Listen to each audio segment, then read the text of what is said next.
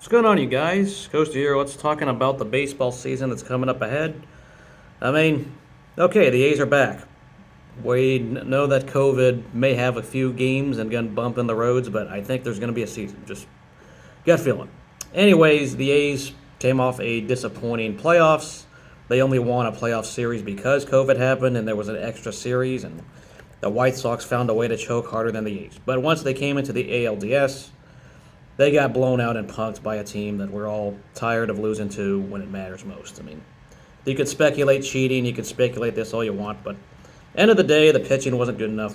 They got destroyed. That could have been a sweep. So you enter the season. Here's the thing: there's 2 years left in this window. Okay, there's this year, next year. After that, they're going to have to trade Matt Chapman, Matt Olson, get whatever they can. That's how windows work. They have to blow it up in a couple years. So this is that year. I don't think they have to go all in, but they do have to show some sort of progress in making it farther. We've seen the whole 97 wins, that this team's a miracle with where they worked and low payroll, blah, blah, blah. But it's not going to mean much when you don't do anything in October. I mean, the Tampa Bay Rays had a lower payroll than the A's did, and they still made it farther than the A's. So can't really play that whole being competitive on low payroll card. It just doesn't work anymore. As for this team, they should still be contending in the division. No question. You look at the offense, okay, they can hit home runs. They had some weird downgrades, you could say. Obviously, Marcus Semien, now traded for an old Elvis Andrus. Yeah, that was a big controversy when he walked only for a one-year deal, and the A's are penny pitching. They're going to say it's COVID's fault, but let's be real. All these teams are being cheap. It's just who really wants to spend and who doesn't. And the A's don't want to lose money. It's a business. Unfortunately, whether you love that or not, it's a business. So it had to take some creativity. Billy had to come up with a player who wasn't wanted, and that's Elvis Andrus. And I know that the Rangers had to give back, was it $15 million back the other way? So it's actually nice. The biggest thing for me is, though, they gave up Chris Davis. I mean, it's one of those trades where two guys were expendable on both ends, and change of scenery might help out. So Andrus, they're stuck with him for this year and next year, and possibly was it a vesting option? So yeah, or a player option. Sorry. Regardless, Andrus is with this team for this year and next year for sure. That said, downgrade. People will say he's washed up past his prime, but at the same time, I'm just happy it's not Chris Davis. I think anyone who's watched Chris Davis the last couple of years know he's not hitting 247, no more 40 home runs. I don't see that trend happening anytime soon. The other offensive big change was Mitch Moreland, another guy who hits home runs. I guess that's how you get Davis's production. You can combine those two guys. I mean, the rest of the suspects are normal. You have Lariano, you still have Mark Hanna playing, you still have the two Matts playing. And then, of course, Sean Murphy, you hope his bat continues to develop and get better and better. It's weird to think. Last year, when Matt Chapman was out for the year, they weren't done, and that's not the reason they lost. Like, even if he was playing, he wasn't exactly hitting last year. It wasn't as devastating. Just mentally, maybe it was. But he's not the one pitching on the mound. So, as for the pitchers, there's a lot of hype and a lot of expectations. You have, of course, Chris Bassett. You still have Mike Fiers, who mid-rotation, Frankie Montas, Manaya. All these guys are expected to get better and better with time. I think nobody has really shown they're a true ace yet. Some of it's because of health, some of it's been strange circumstances, but there hasn't been a true ace on this rotation.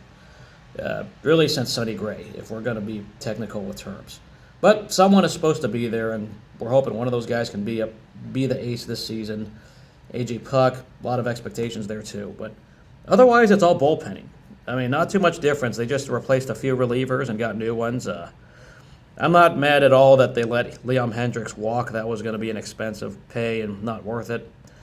So then you have Trevor Rosenthal, who comes in on it's a strange split-up contract where, yeah, he plays for 1 year, but he's going to get paid the next 2 years after that. And then you have, of course, Sergio Rom, which on paper that sounds okay, but man, that name, sometimes you think he's retired. That's an old name.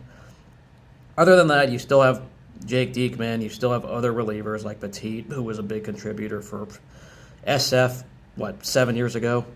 And then you have a guy like Lou Trevino, who has been declining the last couple of years and hard to watch. Maybe he rebounds. But Birch Smith, I liked him when healthy. bullpen, they should be able to bullpen their way into wins if the starters are not as good. So the A's, if healthy, they should be a playoff team. A lot of people like to write off this team and just say they're average to above average, but you can tell that the Vegas over respects them and puts them, I think 86 wins, I think, is the Vegas over and under. So there is some respect going on here that people don't just bet the under and just look at the roster on the surface. Now, as for the rest of the division, you look at the Mariners rebuilding. Still, they had a better season last year than expected, but people still think they're a year or two away. But they supposedly have some good youth. I think people like the prospects. Of course, their president said some words. Their CEO or / minority owner said some nice, not so nice words during a Rotary Club meeting virtually. They didn't even want to pay an interpreter.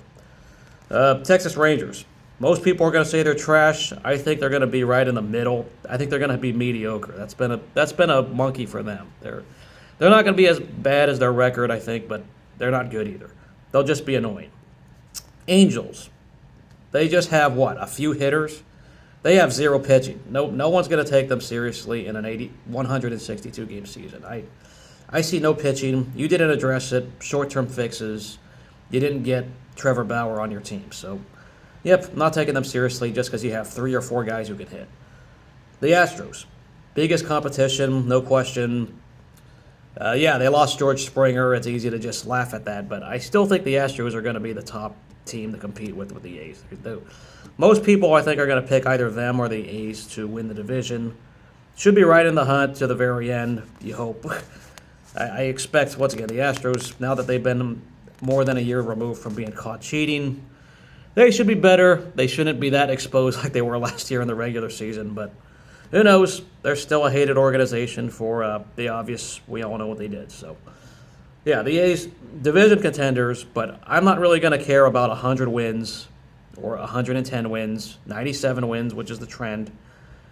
To me, it's going to be better about how they're winning the games. In this case, are they hitting correctly? Are they just going to hit home runs? I mean, some of these teams, you're going to pad your numbers against bad pitching. You hit home runs, and then October happens, and then these pitchers are not going to give up something juicy down the middle. They're not going to have those mistake pitches for you to take advantage of, or they're not even going to walk batters. They're going to throw strikes, and you're going to have to learn to hit those pitches that are also strikes, even on the corner, those tough pitches, because good pitchers are not going to walk them. That whole walk and hit a home run thing just may not work in October, so we'll see. I'm just tired of this team that swings for the fences when they're down, or they just try to battle back against pitchers that are not going to give you everything you want.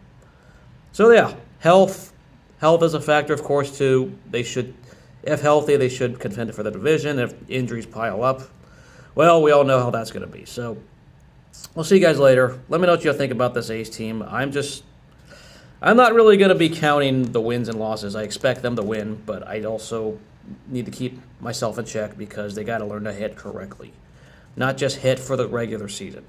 We'll see you guys later.